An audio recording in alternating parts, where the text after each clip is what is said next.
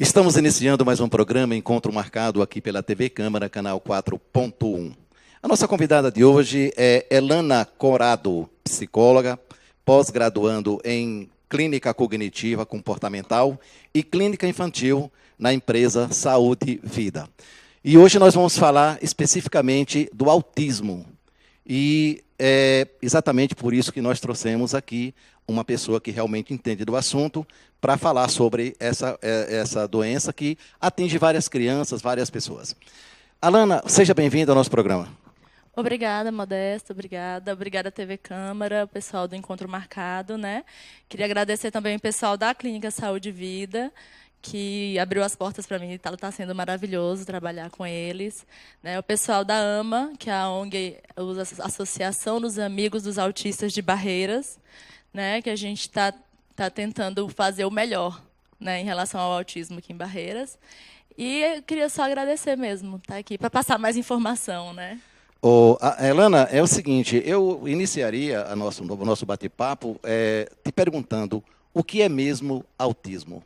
Bom, o autismo ele é um transtorno global do desenvolvimento, né? Ele afeta 3 áreas. Ele afeta a comunicação, a interação social e o comportamento do indivíduo que tem autismo, né? Então, ela vai ter essas áreas prejudicadas de alguma forma. Algumas pessoas têm elas prejudicadas mais intensamente. Outras, mais suave, né? Depende, porque o autismo ele pode ter vários graus. É um espectro, que a gente chama, desde o mais leve até o mais severo. E a criança ou o indivíduo pode estar inserido entre esses graus. A partir de que idade os pais ou os cuidadores começam a sentir as manifestações de uma criança que pode ter o sintoma de autismo? Olha, dá para perceber, algumas crianças podem a gente perceber na idade ainda de 6 meses, enquanto bebê. Tá? Não é fácil por causa da falta de informação. Porque alguns pais não percebem, passam despercebidos por alguns sintomas, por achar que faz parte da personalidade do bebê.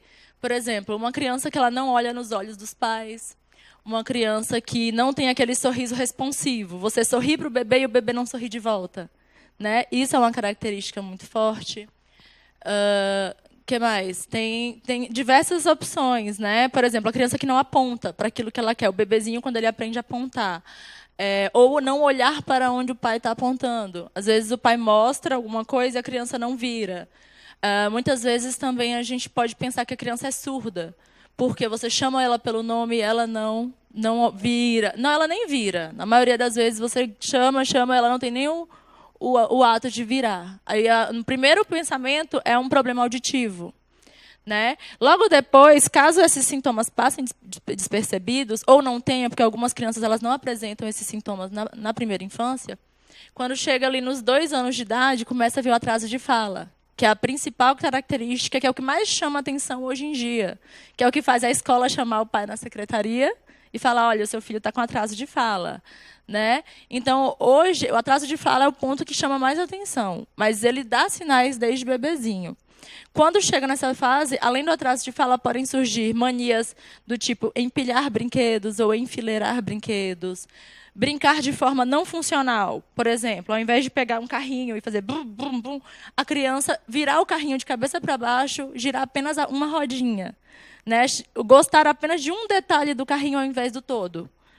E diversas outras funções. Existem mais ou menos, em média, de 35 a mais sintomas que podem caracterizar o autismo. Então, é uma coisa bastante fácil de ser identificada, né? Quando você tem conhecimento, sim. Tá? Um profissional treinado, que saiba, que conheça, né, as características do autismo, uma avaliação clínica direitinho, com os pais dando as informações, a observação da criança, é fácil de identificar. Mas o problema hoje é a falta de conhecimento. A gente está tentando divulgar o conhecimento justamente para facilitar esse olhar. Os pais têm essa orientação? Será que tem essa orientação para tentar detectar? A grande maioria não. Tá? A grande maioria começa, até determinada idade, acha que a criança está no desenvolvimento normal e que essas peculiaridadezinhas faz parte da personalidade da criança. né? Aí depois, quando realmente chega no atraso de fala, que é o ponto principal, que precisa levar a criança para a escola, a criança não fala ainda. A criança não nomeia os objetos. Então, chega uma hora que o pai... Opa, alguma coisa está errada. E o mais difícil é que, se isso demorar, quanto mais demora a intervir, a levar um profissional, mais prejudicial é para a criança, porque demora o tratamento e demora a estimulação. Alana, ao identificar os sintomas do autismo, como os pais devem agir e que profissional ele deve realmente procurar para tentar resolver essa situação? Olha, o profissional hoje que fecha o diagnóstico do autismo, né? Na verdade, o diagnóstico ele é interessante que seria dado de uma equipe multidisciplinar, né? Um psicólogo, um psicopedagogo, uma fonoaudióloga, uma terapeuta ocupacional, que uma equipe observe a criança primeiro e entre num consenso, né? Infelizmente, aqui a gente ainda não está trabalhando dessa forma, barreiras ainda precisam evoluir um pouco, mas nós temos na cidade neuropediatras, né? Que eu saiba, ainda não temos psiquiatra infantil, mas os 2 profissionais que podem dar um laudo e fechar um diagnóstico de autismo é o psiquiatra infantil. No caso aí dependeria de vários profissionais para realmente fechar um diagnóstico e detectar realmente se seria o autismo. O interessante seria, mas um neuropediatra pode fazer esse diagnóstico, né? O melhor seria que vários profissionais atendessem a criança, observassem a criança e chegassem num consenso. Porque aí o diagnóstico seria o mais correto, o mais certo possível, para não correr o risco de diagnosticar a criança e a criança no futuro descobrir que não tinha autismo. Como os familiares devem agir para não atrapalhar o desenvolvimento dessa criança? De que forma os familiares devem agir na busca do profissional e, inclusive, na convivência com essa criança que tem o sintoma de autismo? Olha, na questão profissional, eu digo que os pais eles têm que conhecer muito bem o filho, né, ou a filha. Eles têm que saber do que o filho precisa. Por quê? Existe uma quantidade boa de profissionais que oferecem o tratamento, o acompanhamento da criança com autismo. Porém, por exemplo, existem crianças com autismo que desenvolvem a fala perfeitamente bem, né? Então, a parte da fonoaudiologia... Então, vamos dizer assim, existe um grau mais elevado. Como você falou, o espectro seria os graus que realmente a criança poderia ter um grau maior e um grau menor. No caso do menor grau, ele não interrompe muito uma vida normal. Existe a síndrome de Asperger, que hoje ela entra dentro do autismo leve, né? Porque no DSM-4 ela era síndrome de Asperger, né? No manual de transtornos mentais. E no DSM-5 ele vem dentro do espectro autista. Não existe mais a síndrome de Asperger, é autismo grau leve. Normalmente essas crianças desenvolvem a fala perfeitamente bem, né? Então, o acompanhamento dele seria de acordo com a dificuldade dele. Pode ser uma coordenação motora, pode ser uma questão sensorial, que aí entraria uma terapeuta ocupacional. Então, o profissional, o que deve ser procurado é de acordo com a dificuldade da criança. E isso, em grande maioria, os pais que convivem diariamente com a criança podem identificar qual é a dificuldade que o meu filho está tendo, em que profissional eu devo levar. Né? A AMA, hoje, ela faz essa orientação quando o pai está em dúvida. Por exemplo, o pai não sabe quais são as dificuldades, mas não sabe qual é o profissional que trabalha isso. Então, eles vão lá na AMA, conversam com a gente da equipe de lá, e eles perguntam, olha, meu filho está com um problema de fala, ou com um problema sensorial, né? Ele está com dificuldade de vestir roupa, porque o tecido incomoda, e etc. Aí a gente orienta a procurar um terapeuta ocupacional, a gente não indica nomes, a gente indica a profissão, né? E aí a gente fala qual é o profissional que eles devem procurar para dar essa orientação. Nós sabemos que a questão da saúde é uma situação grave no Brasil e, inclusive, na nossa região, não deixa também, é terrível. Mas, e a maioria dos pais não tem a informação. Como profissional, que recomendação você passaria para os pais que têm uma criança com esses sintomas? Para os pais, primeiro é que a criança com autismo ela é capaz. Ela é capaz de aprender, ela é capaz de ter limites, de aprender o que é certo, o que é errado.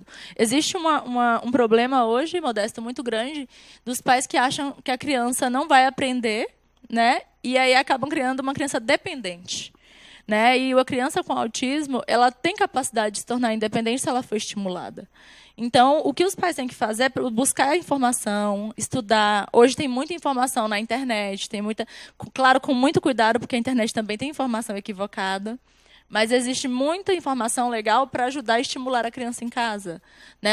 As orientações dos terapeutas, eu falo como profissional, porque eu atendo a criança 50 minutos por semana, apenas. O pai convive com ele todos os dias, né? Então, a orientação que o terapeuta der para os pais, para ele fazer durante a semana em casa, né, é o que faz a diferença. É o que faz com que a criança desenvolva. Então, a diferença da criança com autismo para outra criança, a criança neurotípica, é que, ao invés de dar a orientação 1, 2 vezes para a criança compreender, você vai ter que ter um pouco mais de paciência e pode chegar até 10 vezes, mas ele vai aprender. Isso aí é fato. A incidência aqui na nossa região é muito grande de crianças com esses sintomas? Olha, a questão do levantamento para saber quantas crianças com autismo, em média, têm em Barreiras é bem complexa de fazer, porque existe um levantamento nas escolas municipais. Eu não me lembro bem se estava na faixa de 60 crianças matriculadas nas escolas municipais. Porém, não, acredito que o número é bem menor que 60. Porém, tem crianças que estão na rede privada, escolar, tem crianças que estão sem frequentar a escola, né, que a gente lá na AMA já recebeu crianças que estão sem escola. Né? Acontece muito de ter problemas com o monitor, porque a criança precisa de um monitor para ele. Ah, mas não contrataram um monitor, a criança não pode ir para a escola.